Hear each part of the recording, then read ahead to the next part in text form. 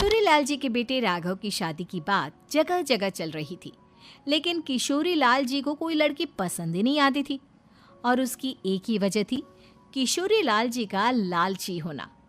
उनको लड़की वालों से मोटा दहेज चाहिए था और इसी चक्कर में एक दिन वो एक बहुत पैसे वाले के घर अपने बेटे का रिश्ता लेकर पहुंचे।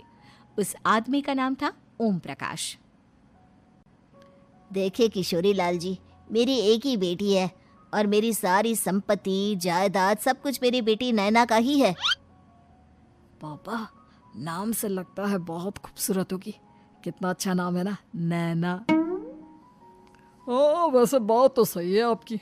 अब इतना पैसा है, जमीन जायदाद है, इकलौती बेटी, आप भी क्या करेंगे? सब कुछ उसे ही देंगे ना। बिल्कुल ठीक पहचाना आपने। बस बेटी की शादी और सारी जायदाद उसके नाम। पापा, बिना देखे हाँ कर दीजिए ना। इतना अच्छा रिश्ता फिर कहाँ मिलेगा? माला माल हो जाएंगे हम। मैं अपनी बेटी को बुलाता हूँ।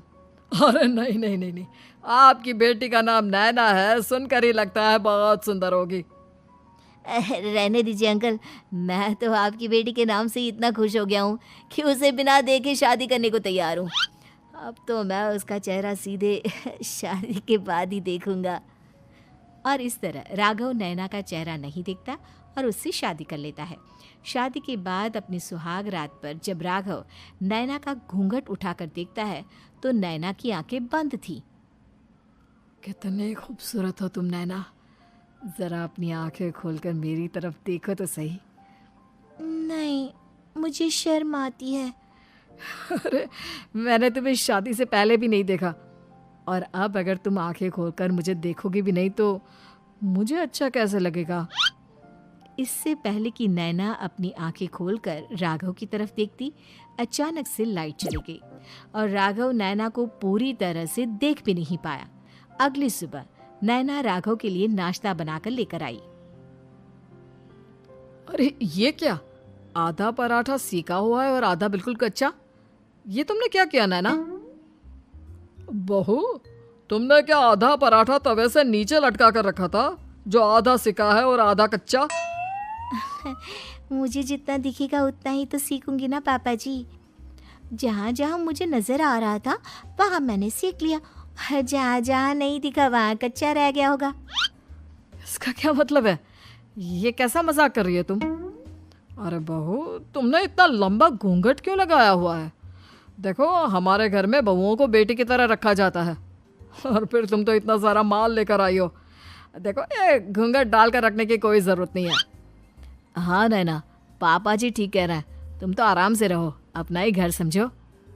नैना अचानक से अपना घूंघट उठा लेती है। अरे ये क्या पापा, नैना की तो एक आंख फूटी हुई है। नाम से नैना, लेकिन ये तो कानी बहू निकली। मेरे साथ धोखा हुआ है, धोखा। बिना दिखाए अपनी कानी लड़की मेरे संग ब्याह दी। मुझे कानी बीवी नहीं चाहिए। मुझे अभी ओम प्रकाश जी से बात करनी पड़ेगी। आखिर उन्होंने मेरे साथ ऐसा किया क्यों? अरे, आप लोगों ने ही तो पापा से कहा था कि आप लोग शादी से पहले मुझे देखना नहीं चाहते। अब मेरे पापा पर क्यों इल्जाम लगा रहे हैं? अरे लेकिन उन्हें बताना तो चाहिए था ना कि तुम कानी हो, एक आंख से तुम्हें दिखाई नहीं देता। किशोरीलाल और राघव नाराज होकर ओम प्रकाश को अपने घर बुलाते हैं। पापा जी, ये आपने क्या किया? शादी से पहले बताया क्यों नहीं कि नैना की आंखों में परेशानी है? अरे, आप ही ने तो लड़की देखने से मना कर दिया था। और लेकिन आप बता तो सकते थे। आपको तो हमारी बेटी की प्रॉपर्टी चाहिए थी, वो भी पूरी की पूरी। अब क्या हुआ अगर उसे आधा दिखाई देता है? प्रॉपर्टी तो आपको पूरी मिल गई ना। अरे ये क्या बात हुई? मेरी शादी प्रॉपर्टी से नहीं, आपकी बेटी से हुई है। अब ये तो पहले सोचना चाहिए था, तब तो मेरी प्रॉपर्टी देखकर तुम्हारी जुबान लप लपा रही थी।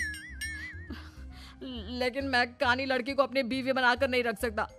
पापा, कुछ करिए ना आप। हाँ, करता हूँ। देखिए ओम प्रकाश जी, आप हमारे साथ ऐसा नहीं कर सकते।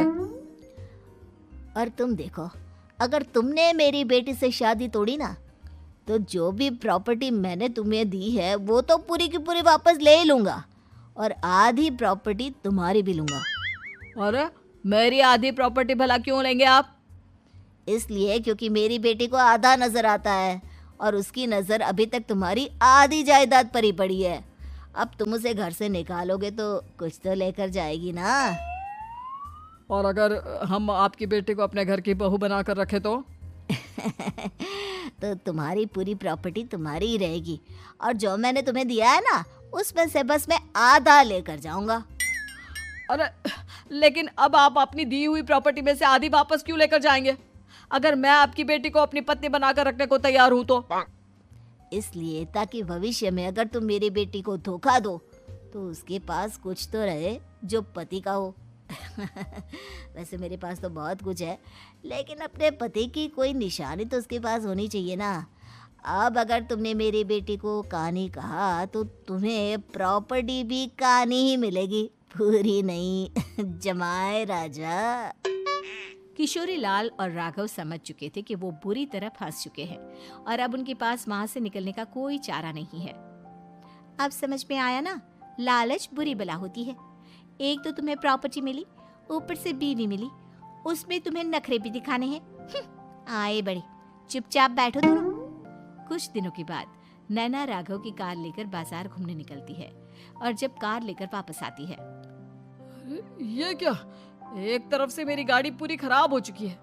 लगता है तुमने मेरी गाड़ी को किसी दूसरी गाड़ी के साथ एक्सीडेंट किया है।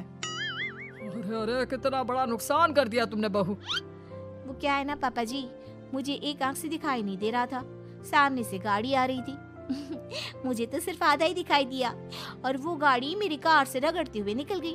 अब मैं क्या करूं बताओ? आप इसे ठीक कराने के पैसे कौन देगा? तुम्हारे पापा। तुमने मुझसे इस तरह से बात की? अभी रुको। नैना राघव की शिकायत ओम प्रकाश को कर देती है। देखो राघव, अब जो मेरी आधी प्रॉपर्टी तुम्हारे पास थी ना उसमें से आधी और मैं लेकर जाऊंगा क्योंकि तुमने मेरी बेटी को डांटा। अरे नहीं नहीं पापा जी, गलती हो गई, माफ कर दो। गलती की तो कोई गुंजाइश ही नहीं। अगली बार मेरी बेटी को डांटा तो बची हुई आधी में से आधी और ले जाऊंगा। लालच के चक्कर में हम दोनों ने बहुत बड़ी गलती कर दी बेटा। एक तो तुम्हें कानी बहू मिली और ऊपर से जो माल मिला वो भी काना। इस तरह राघव की हर एक गलती पर ओम प्रकाश उसकी प्रॉपर्टी का आधा आधा हिस्सा लेकर अपना सारा माल वापस ले गया और राघव को कानी बीवी से काम चलाना पड़ा। भाई लालच वाकई में बुरी बला है।